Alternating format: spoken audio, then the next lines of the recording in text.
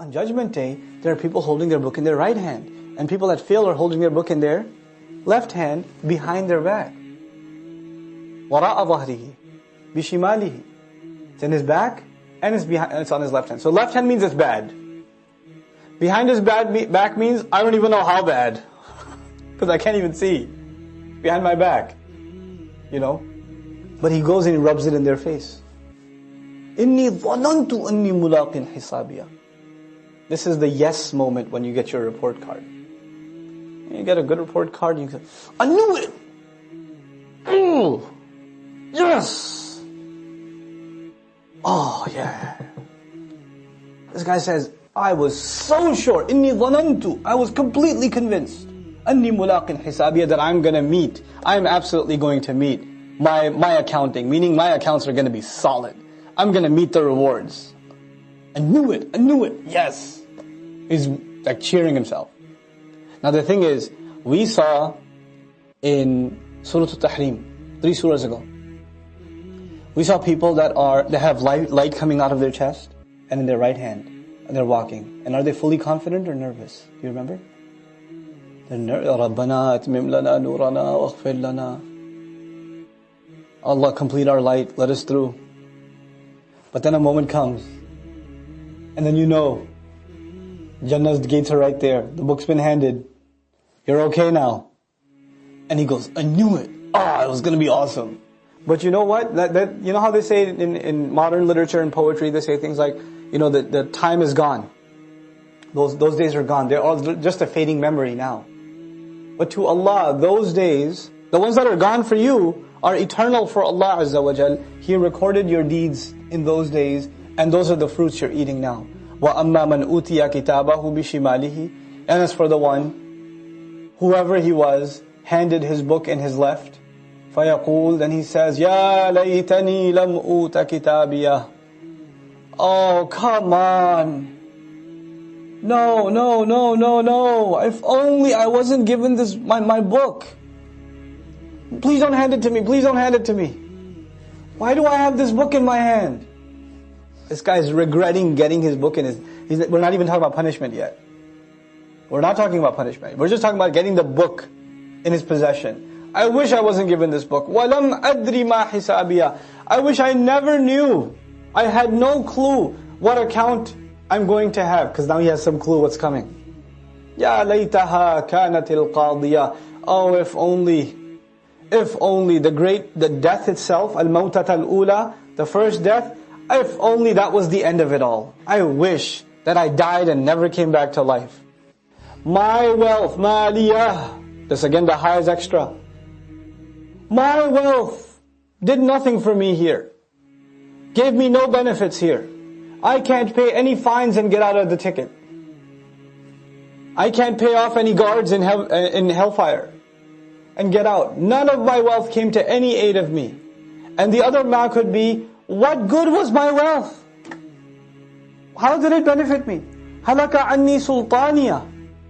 My great authority. So this person is not just wealthy, he's powerful.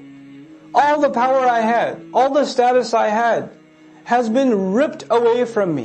And I want to explain to you that actually the verb expected in this ayah was ذَهَبَ عَنِّي سُلْطَانِيَا.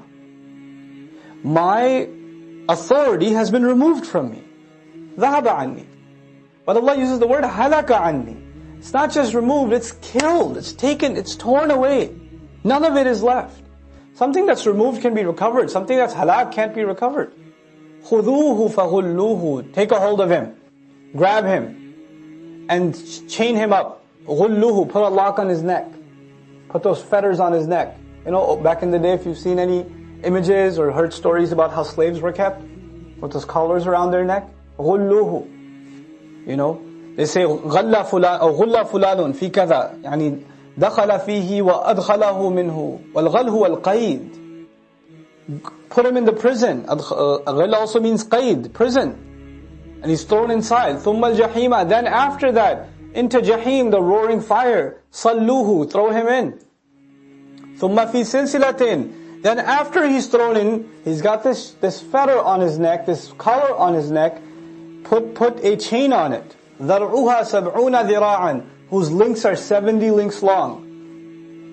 He's been thrown from above. So where's the chain coming from? From above. And he's hanging by this chain in the fire. فَاسْلُكُوهُ, then keep him tied and keep him connected. إِنَّهُ كَانَ لَا يُؤْمِنُ بِاللَّهِ الْعَظِيمِ. He was the one who didn't believe in the great Allah. Allah al-Azim, the great God, the great Allah. وَلَا يَحُضُّ عَلَى طَعَامِ الْمِسْكِينِ, and didn't encourage even feeding of the poor. Forget feeding the poor himself. He never even encouraged anybody else to do it. Didn't even incline anybody else to do it. You see, already we learned that he was a person of wealth and power. That's already been suggested. So what does that mean? People in wealth and power, both of those things come with responsibility. On the one hand, you're supposed to have even more iman than other people, because Allah has given you more than other people. You should be more grateful than other people. But you're so obsessed with your own greatness. What about Allahul Azim? On the other hand, because Allah has given you more, you should be giving more. You should be taking care of those who can't help themselves. Al-Miskin. Forget giving, you didn't even encourage giving. I've talked about this before. What does لَا يَحُضُّ عَلَى طَعَامِ الْمِسْكِينِ suggest? As a social phenomenon, you don't want to encourage other people to give, because when you encourage other people to give, the question will rise among the people, what have you given? What have you given? And then if the finger points at you, then we're like, oh yeah, I don't want to give. So let me not talk about it. So we'll have a gentleman's agreement. I won't speak about this, and so you don't ask me, and I won't ask you. And why would he be the one speaking about it? Because he has wealth and power, so obviously he's a public figure. Allah says, فَلَيْسَ لَهُ الْيَوْمَ هَاهُنَا حَمِيمٌ. There's nobody out here today. For him over here, there's nobody that's a close friend to him. لَيْسَ لَهُ الْيَوْمَ هَاهُنَا حَمِيمٌ وَلَا طَعَامٌ إِلَّا مِنْ غِسْلِينَ. And there's no food for him either, except ghislin. What's ghasala? Ghasala is to wash. Anybody here ever do the dishes?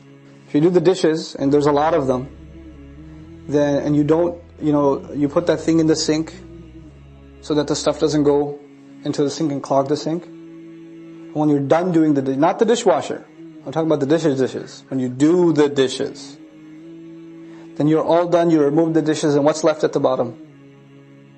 That gunk that you look at and go, bleh, that gunk, that's ghislin. Ghislin is the leftover after washing. Either food or clothes. The dirty water left after clothes are washed. So, mother's cleaning the filthy clothes of her children, and the dirty water is going into a bucket, that's ghislin. The leftovers from the wash.